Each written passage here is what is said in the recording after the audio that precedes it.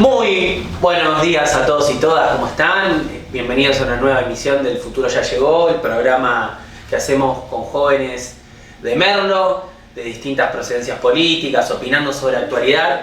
Hoy vamos a tener un programa muy interesante con tres ejes centrales de la agenda de la semana. El primero tiene que ver con la gira de nuestro presidente Alberto Fernández, que incluyó una visita al sumo pontífice, el Papa Francisco, y reuniones muy importantes con actores de la política europea y del Fondo Monetario Internacional en relación a la problemática de la deuda externa. Lo acompañó el ministro de Economía, Martín Guzmán. Lo mismo sucedió con lo que tiene que ver con el cambio de política internacional en el marco de las relaciones exteriores de Estados Unidos, ante los anuncios del programa de gobierno de Joe Biden, algo que vamos a analizar en el segundo bloque.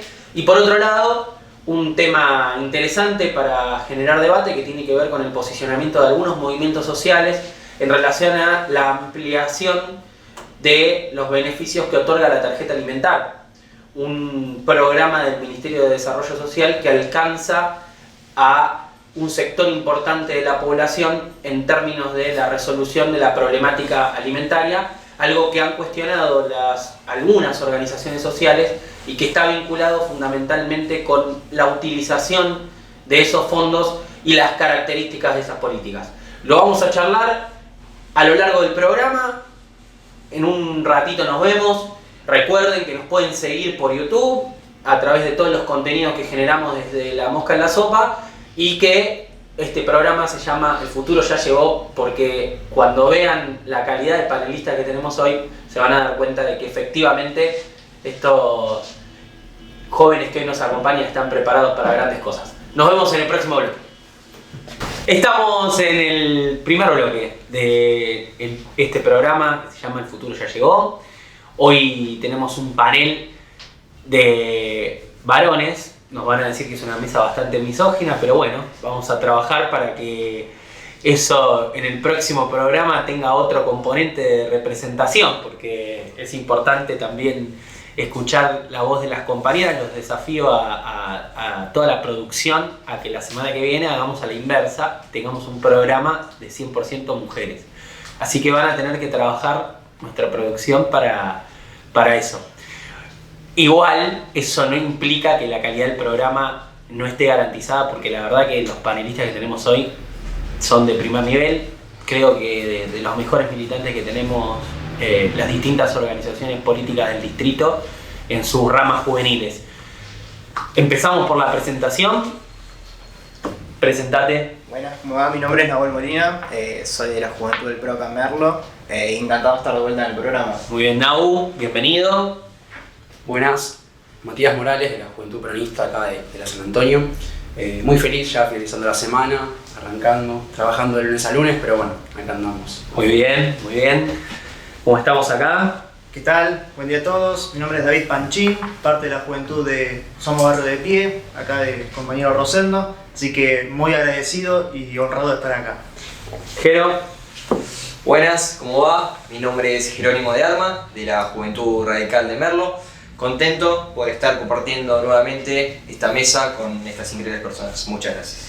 Muy bien, y ahora con la presentación de nuestros panelistas vamos a empezar con la primera cuestión del día, que tiene que ver con la gira que realizó nuestro presidente Alberto Fernández, vinculada fundamentalmente a la cuestión de la deuda, que es el hecho central que inspira la gira del presidente en términos de la búsqueda de consensos a nivel internacional para la renegociación de la misma. Una renegociación que en un primer aspecto que tiene que ver con el vencimiento de plazos y con la renegociación y la cuestión importante vinculada a cómo se va a establecer para la Argentina los marcos de acuerdo, ha sido bastante exitosa en términos de las gestiones que viene llevando Martín Guzmán. Pero al margen de eso hay posicionamientos de la Argentina en la política internacional también, que tienen que ver con el comunicado de la Cancillería en relación al conflicto árabe-israelí o palestino-israelí, si queremos ser más específicos, que también afectaron la gira del presidente. Una gira también que tiene que ver con terminar de reorganizar la cobertura sanitaria de la Argentina en el marco de la campaña de vacunación, que depende de acuerdos políticos a nivel internacional para garantizar la provisión de las vacunas. En eso me gustaría escuchar las diferentes posturas que tienen ustedes en relación a cómo se dio este proceso de relaciones que fue estableciendo el presidente, su visita a Cristalina Georgieva, que es la directora ejecutiva del Fondo Monetario, su visita al Papa Francisco, que es una de las figuras más importantes de la política internacional, sin ser el titular de ningún Estado. En realidad el Vaticano es un Estado independiente, pero no es el titular necesariamente de un Estado o gobierno institucional. Y al mismo tiempo también ver qué les parecieron las visitas de Alberto, sobre todo a España, con quien, o en donde tuvo una relación directa con el primer ministro, que pertenece al Partido Socialista Obrero Español y que gobierna la coalición de España. Así que arranquemos por acá, veamos a ver cuál es la visión que está teniendo ustedes en relación al posicionamiento de Argentina en la política internacional. La estructuración de la deuda es algo que se tiene que hacer porque, como vos decís, se están venciendo los plazos, los acreedores están pidiendo el pago de la deuda, pero a lo que es mi visión personal, podemos salir a pedir una reestructuración de la deuda, apoyo de los principales gobernantes del mundo y demás, pero si no aplicamos una política económica seria acá en el país no va a servir de nada. A ver, después de más de un año en el gobierno todavía no se ve un plan económico realmente serio que baje un poco lo que es el gasto público en exceso, la emisión monetaria y la inflación.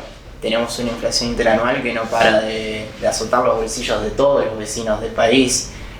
La nafta de agosto hasta este momento aumentó un 36%, si no me equivoco, y eso se ve trasladado a todos los precios.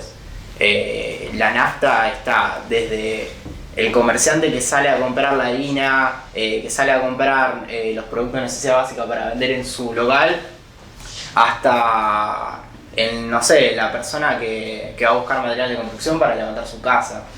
Por ende, si no tenemos una política económica seria, cualquier arreglo, cualquier trato que podamos tener con estas potencias que están detrás del FMI no va a tener sentido. Hay condiciones que sí o sí vamos a tener que aceptar, calculo yo, al momento de llegar a una negociación, y ahora queda a la espera de ver qué va a hacer Guzmán. Yo lo veo como un ministro que quiere hacer las cosas bien, que quiere hacer el ajuste que hay que hacer, el ajuste que en su momento nosotros lo hicimos, porque creíamos que las tarifas estaban muy atrasadas, porque creíamos que la emisión ya no era una alternativa. Te interrumpo, ¿vos no tenés miedo de pronunciar la palabra ajuste? No, porque vivimos en un país que permanentemente fue una fantasía, un país donde durante una década se trató a los planes sociales como una solución a un problema que al fin y al cabo sigue acá. Te interrumpo. Esta semana el Partido Justicialista sacó un comunicado en relación a la cuestión de las tarifas, en donde plantea que el camino hacia la justicia social es sin ajuste. ¿Cuál es la posición de ustedes respecto de eso? Y la verdad es que totalmente acompaño la posición que brindó nuestro conductor Gustavo Menéndez. Considero que sí, tenemos que empezar a tener una política económica estructural, que tenemos que empezar a trabajarla, pero de otra forma. La realidad es que no comparto que, siendo peronistas, es el día de hoy que tengamos empresas en la Argentina que manejan empresarios del exterior, básicamente, como por ejemplo pasó con la hidrovía, que dentro de poquito se va a vencer el plazo y lo vamos a seguir dejando en manos de personas que realmente no creo que busquen el beneficio de nuestro país. Sinceramente creo que tenemos que empezar a tener otra política estructural que realmente defienda los intereses nacionales, que realmente quiera el crecimiento del país y no el interés de unos pocos, como considero que hay mucho en Argentina. Bueno, ¿le tenés miedo, Jero, a la palabra ajuste? No, yo opino que para poder crear diferentes procesos económicos que necesita nuestro país son necesarios. Como dijo Nahuel, vivimos en un país durante muchísimos años que lo que estábamos pagando era mentira, ya sea la luz, el gas, el agua. Necesitamos poder ajustar en diferencias económicas. Por ejemplo, en los planes sociales, donde se utiliza el 9% del PBI, algo totalmente que es una locura. podríamos ajustar en diferentes otros términos para poder así crear un proceso económico que sirva a todos y todas los argentinos. ¿Y vos, David, cómo la ves? Y nosotros desde el aspecto de los movimientos sociales lo vemos en la calle, la gente cada vez le alcanza menos la plata para la comida, ¿verdad? Y creemos nosotros que realizar hoy en día un ajuste a lo que son los servicios básicos, y me parece que no es la manera. Sí, hay que ver el plan económico que tenemos hoy en día, es necesario, pero es como una vez se dijo, si nosotros tenemos buena predisposición de la Argentina, creo que lo dijo Alberto encima, para abonar la deuda, pero no hay plata, o sea, todo bien, pero creo que tenemos que ver más que nada la reestructuración de la deuda también, y ver qué manera en el plan económico que organice Guzmán podemos justamente abordarlo, porque buena predisposición hay y tenemos respaldo internacional, porque si no, si la Argentina no estuviera bien predispuesta directamente desde afuera, las potencias, creo yo que no habría un buen convenio. Te hago una pregunta, Nahuel. ¿Esta gira de Alberto muestra una Argentina aislada en materia de relaciones internacionales o muestra una Argentina integrada al mundo? Yo, a mi visión personal, lo vuelvo a repetir, creo en una Argentina que estaba emergiendo de vuelta en el mercado, en el aspecto político mundial. Teníamos como gran ejemplo la realización del G20 en nuestro país, una cumbre en la que todos los presidentes del mundo de las grandes potencias vinieron y hablaron de la mejor manera de nuestro país y pusieron su grano de confianza. Pero más allá de todo esto, yo creo que cualquier intercambio bilateral que pueda haber hoy en día se va a ver condicionado por la pandemia. Vivimos en medio de una incertidumbre por la que están atravesando cualquier gobernante del mundo, y creo que primero van a priorizar los beneficios propios a su país y después las posibles relaciones con el resto del mundo. ¿Y vos, Mati, qué visión tenés en relación a la productividad de la gira de Alberto? No, la realidad es que me parece interesante abrirnos a los diferentes países, abrirnos al diálogo, pero sí considero es que nos hace falta una revolución real en Argentina. Como peronistas tenemos que empezar a defender los intereses del pueblo. Yo creo que hay dos formas de poder construir un país. Una es obviamente ajustando y otra es también invirtiendo y sacando impuestos, como por ejemplo el impuesto a las riquezas. La realidad es que lo comparto, pero sí también comparto que tenemos que empezar a ser más autónomos con respecto a nuestros recursos. No comparto que tengamos extranjeros manejando nuestros bienes, con lo cual me parece que tenemos que empezar a tener más injerencia y laburar en ese aspecto. Yo creo que hay muchas empresas que, no te digo manejar el 100% de los bienes, pero sí, por ejemplo, un 51% y pensar en esquemas de empresas mixtas. Exactamente. Bien. Les pregunto a ustedes dos, vamos con otro enfoque que tiene que ver también con la cuestión de relaciones internacionales, como para ir cerrando el bloque. Esta semana hubo un comunicado de Cancillería en relación al conflicto de Palestina e Israel, en donde la Argentina condenaba el uso de la fuerza desmedido por parte del ejército israelí sobre las poblaciones civiles palestinas. ¿Qué opiniones tienen al respecto? Yo opino que, principalmente antes respondiendo al Mati, una persona no puede pedir inversiones y después no querer que las empresas extranjeras vengan a poner plata al país. Nosotros tenemos que aceptar que la Argentina necesita de inversión, necesita de plata en la calle, y las empresas extranjeras son una de esas principales fuentes. Y de acuerdo a lo que vos dijiste, Rosen, me parece que la Argentina, ya sea en la Cancillería, ya sea el presidente o los diferentes representantes de la Argentina en el exterior, tienen que medir las palabras que usan, realizar los comunicados de una manera adecuada y que estén todos de acuerdo en el gobierno. Digamos, no se puede sacar un comunicado y que parte del gobierno diga que está mal. Si una parte del gobierno está en contra de lo que está diciendo, me parece que ahí ya tenemos un problema interno que se tendrá que solucionar antes de dar palabras a un posible conflicto. ¿Vos cómo lo ves? No, respondiéndolo es, y a ver, es como que va a haber discrepancias siempre en cualquier gabinete de cualquier estado. El tema es como que si hubiera otra persona que le estuviera recriminando a Guzmán cómo está manejando la reestructuración de la deuda con el FMI. Entonces yo veo bien la posición que tuvo desde Cancillería, ¿sí? Con las palabras, si bien por ahí no gustó a la embajadora, pero bueno, hay que tomar una posición en una situación en la cual literalmente están muriendo civiles y están envueltos en el medio de una guerra que son de dos ideologías, ¿no? Dos posiciones totalmente distintas, y creo yo que hay que priorizar una manera de llegar al diálogo para que dejen de llegar más muertes. Pero me parece que esos son actos demagogos. Por ejemplo, el comunicado del PJ, esas son cosas que se pueden decir por adentro, puertas adentro. No hace falta hacer un comunicado, no hace falta dar visión a una problemática interna con todos los problemas que ya tiene Argentina. Pero seguimos ocultándole a la gente lo que pasa. La verdad que no lo comparto para nada. Pero me parece yo creo que como representantes tenemos que empezar a hacer visible lo que pasa también. O sea, lo que vos me estás planteando es que se hable como por adentro y que los habitantes de la Argentina no sepan lo que sucede. No, jamás dije eso. A lo que me refiero es, nosotros tenemos un gobierno en el que hoy está manejando el Partido Justicialista de la Provincia de Buenos Aires, el Partido Justicialista de la República. Entonces podemos utilizar otros recursos antes de emitir un comunicado diciéndole ya sea al ministro, al presidente, a las personas que necesiten decirle lo que sienten, lo que sucede. No hace falta en un comunicado de política apretar o amenazar al ministro. ¿Puedes decir que fue una apriete el comunicado del PJ al ministro de Economía? A mí me pareció que fue necesario. Fue necesario, fue una manera de ponerse en contra, de poner en contra a la sociedad, puede ser del ministro.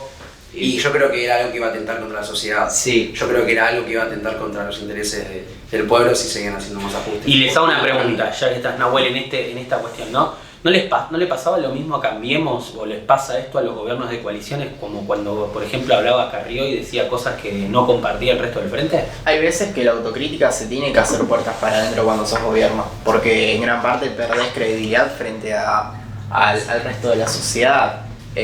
No solamente credibilidad, sino perdés un poco de fuerza, como está pasando el peronismo ahora, esta interna, como le pasó también a Cambiemos, como le pasó, salió hace muy poquito la ex gobernadora Vidal, donde también asumió su autocrítica y reconoció que fue un gobierno básicamente nefasto.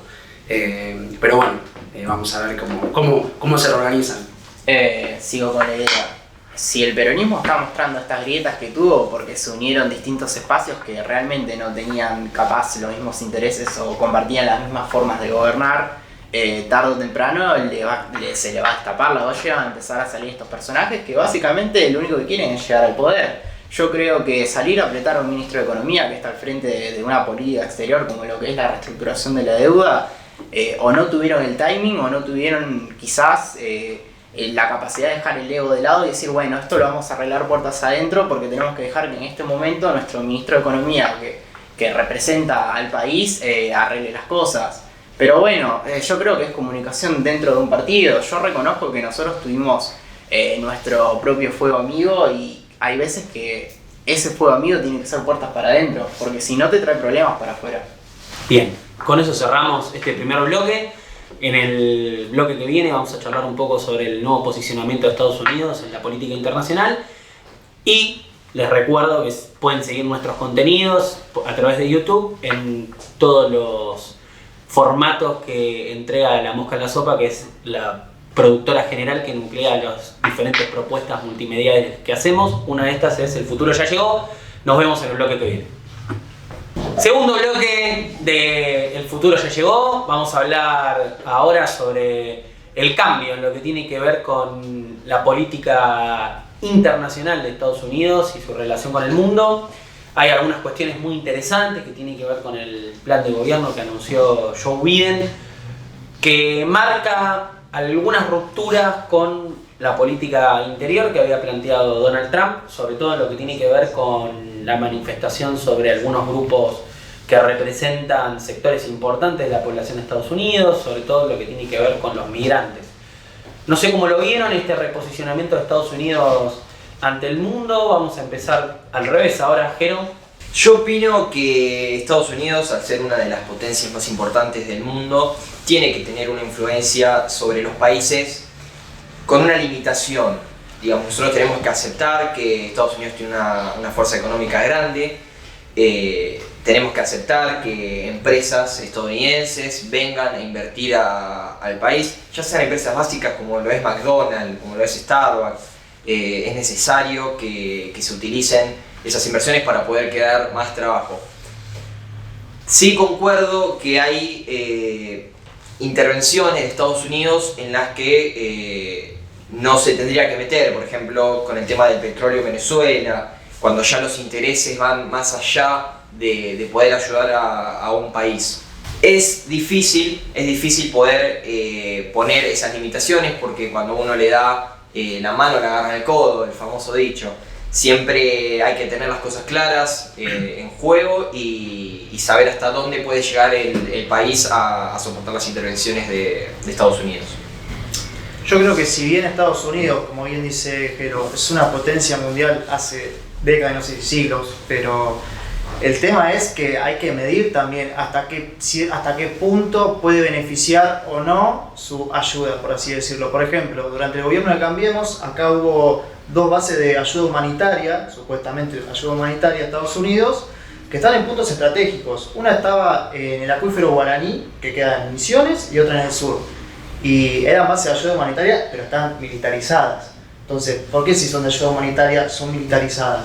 ¿Se entiende? O sea, hay que tener ojo también en cuánto puede beneficiar o no el tema de Estados Unidos. Como dicen, hay intervenciones que realiza, pero que no deberían ni meterse, y otros que lo hacen por abajo, y cuando te querés dar cuenta, ya los tenés encima, y cómo te los sacás.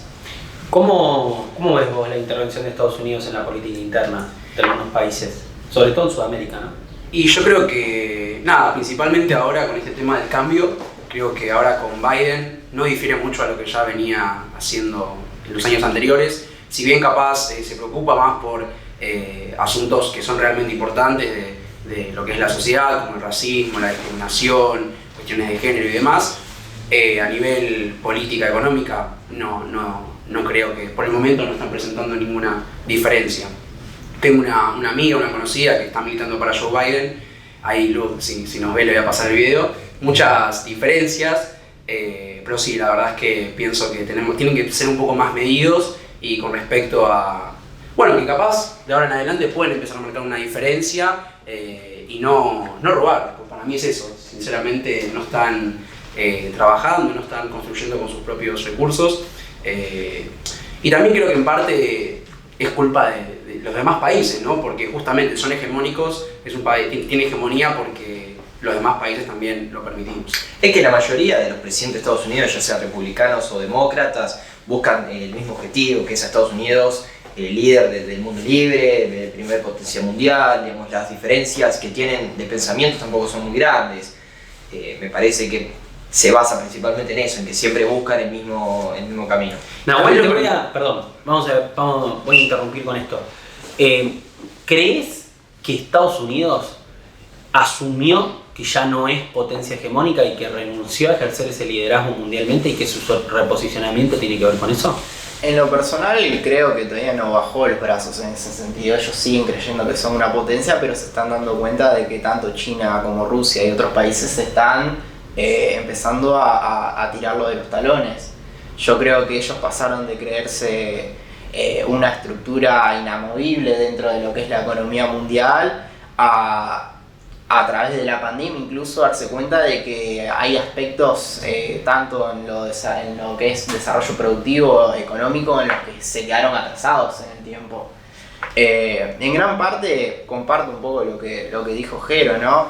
Yo creo que si tanto Obama como Biden hubiesen tenido un interés en ayudar realmente a los otros países sin intrometerse tanto, hubiesen sacado los millones de soldados que hay en el Medio Oriente, y no lo hicieron. Incluso Biden inició no un conflicto bélico, pero sí fogoneó un poco lo que era la situación. Por otro lado, es muchas veces como un país emergente, como un país que está creciendo, es inevitable no aceptar que una potencia venga y te ayude.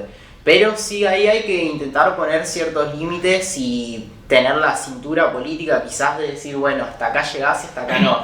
Pero eso muchas veces también te trae te traen conflictos. Mati, ¿qué consecuencias tuvo para Sudamérica la intervención de Estados Unidos en la política interna de algunos países? Y yo creo que obviamente fue un retroceso. Yo creo que los países periféricos, como muchos llaman, fueron... no sirvió, no los ayudó a desarrollarse. Si realmente se interesan por el desarrollo del mundo, yo creo que como potencia hegemónica podrían también ser un poquito menos egoístas, creo yo. ¿Y vos cómo la ves? En la En política. relación a lo que planteamos con Mati, ¿no? ¿Qué resultados tuvo la intervención de Estados Unidos en la política interna Y yo siempre digo que para estas cosas hay que remitirse a la historia, ¿no? Tenemos el famoso Plan Cóndor, que fue lo más conocido que intervino Estados Unidos en lo que es la política gubernamental de cada país de Latinoamérica, perdón, Sudamérica en todo caso, ¿sí? Y si vamos un poquito más allá, también incluso intervino en la famosa guerra contra los narcos, porque supuestamente aumentaba el consumo de cocaína cuando empezó a ser ilegal en Estados Unidos. ¿Y qué pasó? ¿De dónde provenía? De Colombia, de México. Entonces quería intervenir justamente en ayuda, también pos de ayuda del Estado contra la lucha contra los narcos. Y sin embargo todos sabemos que no era del todo cierto. En parte sí, pero en otra parte quería subyugar a lo que es el gobierno de turno. O sea, hay que tener, como dice, hay que medirse y para mí no es muy fructífero. Nunca fue. Si nos repetimos la historia, nunca fue. Los Ángeles, Santa Mónica, todos territorios que básicamente fueron robados. Yo, en mi opinión personal, creo que a veces Estados Unidos tiene las ganas de poder ayudar a un país, pero después se aprovecha de la necesidad de ese país subdesarrollado. Hay cuestiones de Estados Unidos que tenemos que aceptar, que son que necesitamos las inversiones que puedan llegar a traer, que necesitamos acuerdos con los gobiernos para poder hacer crecer a la Argentina, pero opino que fue para algunos países beneficiario y para otros negativo. Por ejemplo, para Venezuela, parte de la crisis que está ocurriendo en Venezuela me parece que fue atentada por Estados Unidos, digamos, por el tema del petróleo, por la necesidad que tiene Estados Unidos de poder manejar el petróleo que maneja Venezuela. Es complicado y me parece que, como dijo Nahuel, hay que tener la cintura política de poder decir hasta acá, hasta que llegamos, hasta acá quiero que intervengas y ya no necesitamos más tu ayuda económica. Bien, avanzando un poco en lo que tiene que ver con esta cuestión del reposicionamiento de Estados Unidos, ¿no? ¿Cómo ven la discusión que planteó Joe Biden y que retomaron algunos líderes internacionales como Vladimir Putin en relación a la liberación de las patentes? Yo estoy muy a favor de que las patentes se liberen y que cada país tenga la capacidad de producir sus vacunas, aunque sea con una patente extranjera. A ver, estamos atravesando una crisis sanitaria que es global. Países como India, que son productores de vacunas, salen a decir que ya no, la situación no da más. Por ende... ¿Y eso no afecta desde quizá una visión política desde donde te parás vos en muchas cosas, la propiedad privada? A ver, hay situaciones que te ponen al límite en las que decís tengo que ceder mis intereses o mis creencias por el bien del otro, y yo creo que esta es una de esas situaciones en las que sí o sí tenés que decir, no, a ver, mi propiedad privada, mi inversión y todo lo que sea, pero si yo no tengo la capacidad de producir más vacunas, tengo que tener la dignidad de decir, bueno, le doy la patente a alguien para que sí las haga. Yo diciendo, para mí es un simple oportunismo, porque una potencia como Estados Unidos que no pueda prever, que no puede producir la cantidad de vacunas necesarias y justamente después de varios meses querer liberar la patente, para mí es oportunismo, porque eso fácilmente lo podían haber visto, lo podían haber previsto fácilmente. Yo creo que acá hay una lucha, sigue habiendo lucha hegemónica, no constantemente, y ante una cesión de poder, de espacio, digamos, de poder, de territorio de Estados Unidos en lo que es la hegemonía mundial, me parece que está buscando alternativas para abordar, y creo que esta es una, el oportunismo. Comparto con Franchi. Bien, interesante. Como para ir redondeando este segundo bloque de nuestro programa, nos queda el último bloque donde vamos a charlar un poco la cuestión de lo que tiene que ver efectivamente con los alcances de la tarjeta alimentaria y la discusión que se dio en torno a eso, ¿no? La última pregunta gira en torno a si lo que sucede en Colombia tiene que ver un poco con esta crisis de Estados Unidos en relación a la política internacional, el fracaso de, si se quiere, los modelos exitosos de Estados Unidos en América Latina. Uno era Chile, el otro era Colombia. Si ustedes ven que tiene que ver con un debilitamiento también de la posición de Estados Unidos en el continente. Yo creo que lo de Colombia, más allá de una posible intromisión hegemónica de Estados Unidos, también tiene que ver con un quiebre de la situación que se daba internamente dentro del país. Lo hablamos la otra vez, no era el momento de tomar las medidas que tomó el presidente. Yo creo que fueron muy desafortunadas, que quizás podrían haber sido de forma más progresivas. También hay que tener en cuenta la situación que pueden llegar a tener los grupos de poder, tanto del oficialismo como de la oposición dentro del país, y quiénes son los que fogonean a veces los conflictos entre los propios civiles, los medios de comunicación, los grupos económicos y demás. ¿Vos, Mati? No, yo creo que, bueno, las medidas que tomaron desde Colombia no fueron las correctas. Creo que una vez más atentan contra las necesidades que tiene un pueblo. Qué sé yo, la realidad es que es muy triste ver todo lo que está sucediendo. Por suerte nos llegan las noticias y todas las publicaciones. De hecho, en Instagram se armó una buena difusión y sabemos qué es lo que estamos pasando. Ahora, nosotros como países creo que también volvemos a lo mismo. Tenemos que hacernos escuchar y apoyar a los pueblos. En este caso, tenemos que, como populismo, tenemos que acompañarlos y tratar de ver cómo podemos solucionar. Cuando decís como populismo, ¿a qué te referís? Y creo que la Sudamérica es reconocida por lo que es el populismo y creo que cada país tendrá que ser así, obviamente defendiendo los intereses. ¿Vos pensás que el populismo es un plan eficaz para los países subdesarrollados?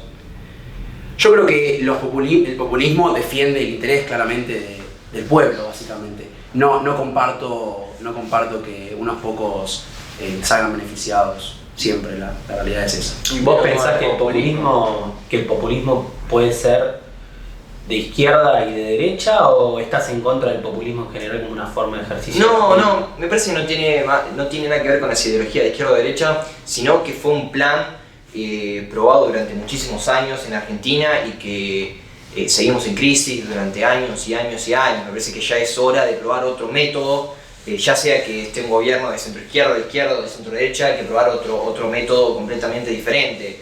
El populismo hace más de 100 años que se viene tratando de insertar en Argentina y ya el país no da abasto. 100 años con una dictadura, 100 años con Menem, 100 años donde también pasó... Te interrumpo, Mati, con esto por ahí me quiero quedar para cerrar este bloque.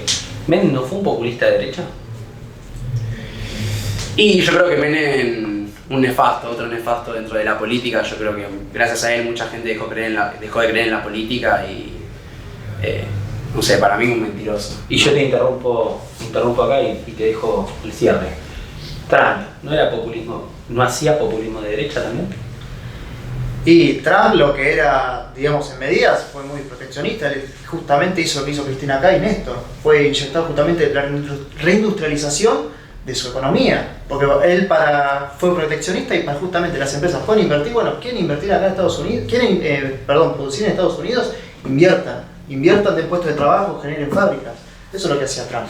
Eso es lo que le reconozco que tuvo de bueno en lo que es su gobierno, para mí, ¿no? Pero después lo que es acá en Argentina, me parece que la palabra populismo es mala palabra, ¿no? Porque todos lo asocian a justamente pobreza, dar planes sociales, una asignación. Y para mí no, el populismo va más allá de eso, no nos podemos quedar con algo tan básico, tan brusco incluso lo podría decir, pero yo creo que el populismo acá es ayudar a los sectores más vulnerables de la sociedad, a los que justamente los de la casta alta no les interesa, no son conscientes de la calle porque les es así. El rico no es el que va al supermercado y sabe que la Coca-Cola de 2 litros está a 140, no, ese es el que va día a día, la madre, el padre que va a trabajar, esa es la gente que tenemos que ayudar y que justamente se busca que pueda reinsertarse y darles oportunidades de que si no pueden ellos, sus hijos pueden llegar a lo más alto también. Bien, interesante, da para hacer un programa sobre populismo en realidad, que es una categoría en mi caso que yo no comparto, más allá de que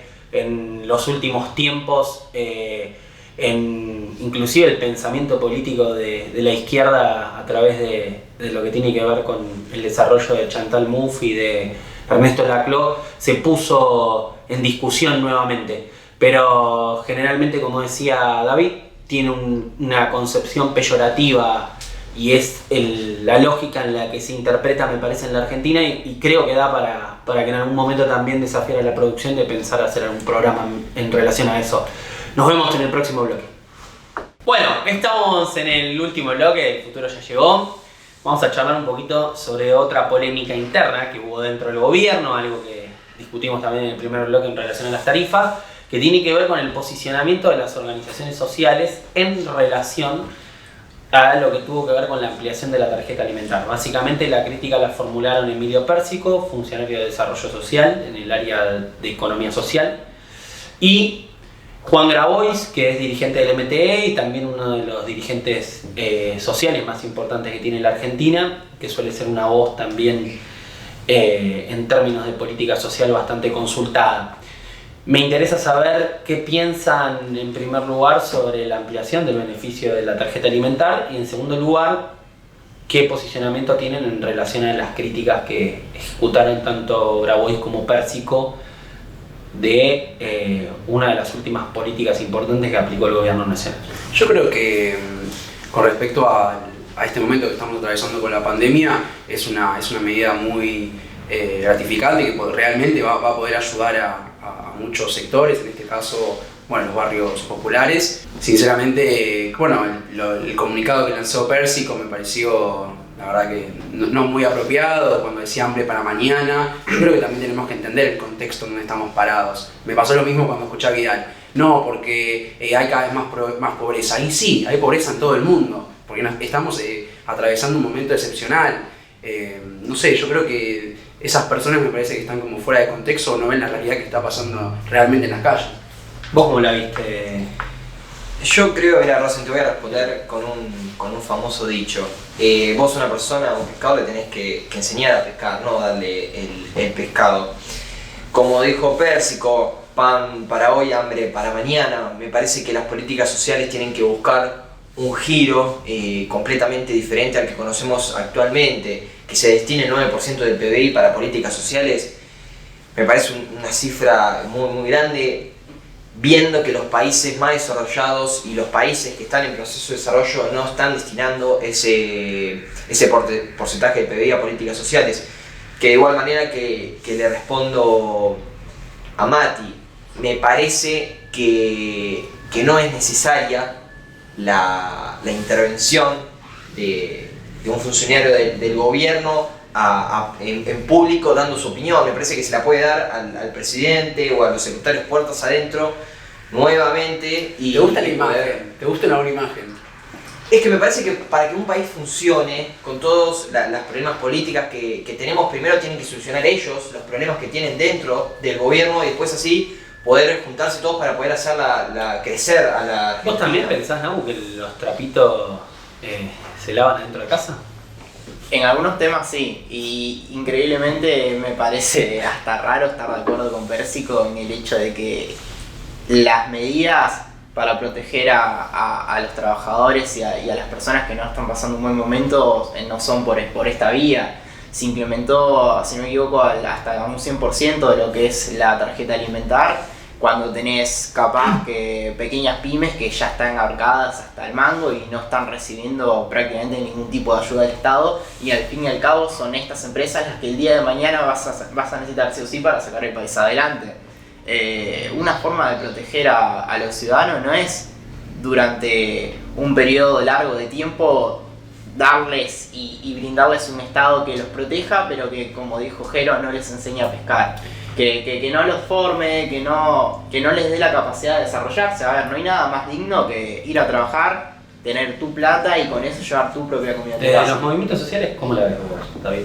Mirá, como bien dijo Mati, tenemos que tener en cuenta el contexto internacional. Tenemos una pandemia. Para mí es una medida muy acertada el justamente propagar la tarjeta alimentar. No para siempre, que sea temporal, lo que dure la pandemia, lo que se pueda reestructurar poco a poco la viabilidad económica, me parece bien, porque hay que tener cuidado con los recursos, obviamente.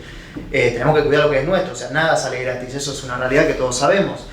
Pero me parece que sí, los trapitos se deberían limpiar, en este caso, puertas para adentro, porque nosotros en este momento necesitamos mostrar unidad. El pueblo necesita una unidad, un gobierno unido, y no este tipo de chicaneadas entre ellos es como que no aporta eso, sino que resta un poquito. Pero la gente del día a día, como vos, respondiendo algo a vos, que decías que no hay ninguna medida del gobierno que ayude a las pymes, medianas o pequeñas empresas. Sin embargo, se dio la ATP. O sea, se cuidaba para que justamente el trabajador, las empresas no podían facturar, tengan por lo menos parte del salario o completo, depende del porcentaje de lo que cobraban. Si cobraban hasta 20.000 pesos, se les tenía que pagar el salario completo. Más de 20.000, un 75%. Más de ese otro monto, 50%. Y así. O sea, una ayuda del gobierno a las empresas hubo. A los mismos monotributistas también. Hay monotributistas que por ahí no pudieron facturar porque estamos en plena cuarentena estricta y no se les dio de baja el monotributo por no pagarlo. Sí, pero Y después tenés otro lado, como por ejemplo en Capital Federal, en Cava, en el cual el ABL subió el 100%. Entonces, bueno, no es tenés el el Estado ejemplo nacional. del municipio que tiene al presidente de justicialismo provincial y aumentó en algunos casos un 60% el impuesto en la tasa sobre higiene y el impuesto municipal. A ver. ¿Vos qué pensás, Ahora, Martín, en relación a eso? Con respecto a lo que había escuchado de los dos compañeros que decían del trabajo genuino. Correligionario, una compañera. Está bien, corregionaria, como diga el señor radical. Están arrancando de uno los radicales, los felicito. Con respecto a esto que decían de los trabajos, y la realidad es que tenemos un programa, por ejemplo, lo que es Potencial Trabajo, que se está brindando de lo que es el Ministerio de Nación, que realmente es trabajo genuino. Es gente que realmente está trabajando de lunes a lunes, básicamente, obviamente con una ayuda, obviamente, pero ¿eso qué es? Eso es un plan, o sea, contame, me gustaría... No, igual déjame aportar algo, no solamente es un trabajo eso, sino que aparte se les enseña. O sea, A eso se les enseña oficio a la gente, para que no dependan justamente de esto de manera permanente y el día de mañana ellos mismos puedan impulsarse a realizar trabajos por sí mismos, ya sea en una empresa constructora, por ejemplo, siendo albañil, o por su lado. Y además Me lo vemos en la quedo, calle. para, que me interesa, que me quedo con esa chicana que me gustó. ¿Los radicales están arrancando de nuevo o el radicalismo va a poner un candidato a presidente en el 2023? Los radicales estamos arrancando de nuevo en la provincia de Buenos Aires gracias al impulso de Gustavo Pose, acá en Merlo de Federico de Arma. Tratamos de poder darle una nueva identidad al radicalismo, poder tener un radicalismo protagonista.